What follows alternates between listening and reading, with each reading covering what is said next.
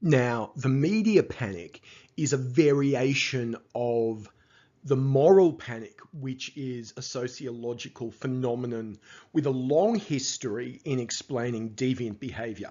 So I want to go back for a minute and define and explain what a moral panic is before we change it up and talk about media panics. So a moral panic is a process in which public discussions result in certain behaviors or certain types of people, quite often young people, quite often people of non-Anglo or non-white backgrounds, becoming labeled as problems, as either deviant or delinquent in some way. And the media plays a central role in this process of discussing and labeling certain people as, or certain groups of people as problems. So for argument's sake, we could see in the protests that many school students and young people participated in relation to climate change and the government's perceived inaction on that. We could see, if we looked at the media reporting on that, we could begin to identify a pattern in which those young people, those young protesters, were being portrayed as delinquents or as problems. You know, they were skipping school, they were being irresponsible by going out and protesting rather than staying in school and doing what the authorities expected of them. So that's the notion of the moral panic, that idea in which certain groups of people become identified as problems, and the media plays a very central role in spreading that definition or that understanding of the group of people as problematic. Now, a media panic is a variation on that moral panic, in which it's forms of media not only influencing the debate, but forms of media are the topic of the debate. So in other words, it's violent video games that cause young people to be violent. Fortnite is a problem because it makes the young people who play it obsessed with the game, so they won't do their homework, they won't go to bed, they won't go down to the dinner table when their parents call them.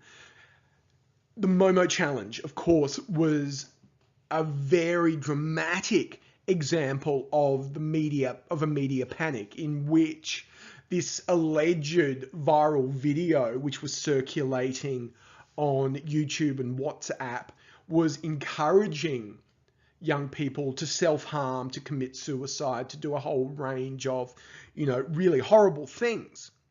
So this new technology, the viral video, is corrupting young people and causing them to engage in antisocial, problematic behavior. Now, media panics and moral panics are a symptom of anxiety about the pace and the extent of social change. So that explains why they so often involve children and new media, because children, young people, can be used to represent the hopes and the fears of society. So young people, children are what, or are who will our future leaders be in society. So we can have either utopian visions of the future or dystopian visions of the future when we project our hopes and fears onto young people. New media technologies are often thought of in similar ways. So you can think about all the initial hype surrounding the advent of the internet and how it was going to change our lives for the better. And of course, we're going to be looking at those arguments next week in relation to social media. So the idea that social media was going to enhance our lives, but now we find ourselves in kind of a phase or a state where we have a much more, I think, dystopian vision of social media, whether it be through invasions of privacy, trolling, fake news, all of those sorts of things. So young people, children, and digital technologies quite often go hand in hand in relation to the development of media panics. And ultimately, the outcome of any moral panic or any media panic is the creation of new laws or rules or regulations to police the object of the panic at the expense of addressing broader social problems.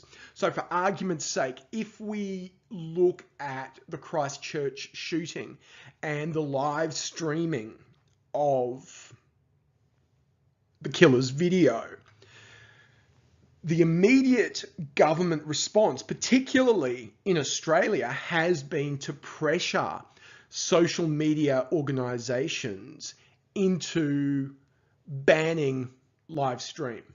Now, of course, that is one way of addressing the problem, and nobody wants to see a repeat of Christchurch in which that horrible event was broadcast live. No one wants to see that at all. However, the broader issue is, why did that occur in the first place? Why did that person decide to commit that atrocity?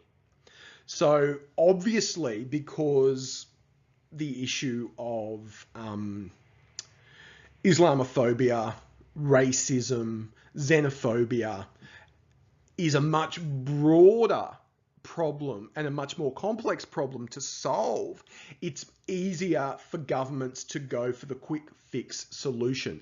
That's not to say, of course, that that quick fix solution doesn't play a role. I think clearly after Christchurch, social media organizations like Facebook are going to need to accept the fact that they are now mainstream broadcasters in, very similar to TV stations or radio stations, and need to behave with more restraint than they currently do.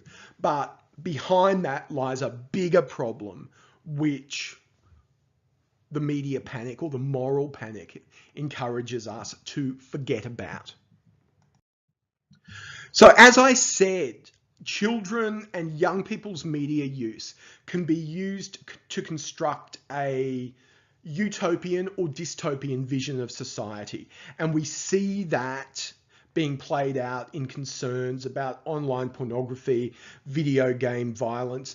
But at the same time, and many of you will know this yourself, young people are referred to as digital natives. So while you're on one hand susceptible to all the dangers of digital media and online culture, you're also positioned as being almost innately comfortable in this environment and have much more knowledge about the digital and online world than the rest of the population. So, children and young people in relation to digital media are kind of placed in a contradictory position. On one hand, you're at risk from all the threats, but on the other hand, you seem to be able to navigate and deal with this world better than anyone else. So those two ideas don't make sense, and what that results in is a binary argument in which digital media, but all media, is positioned as either good or bad for children.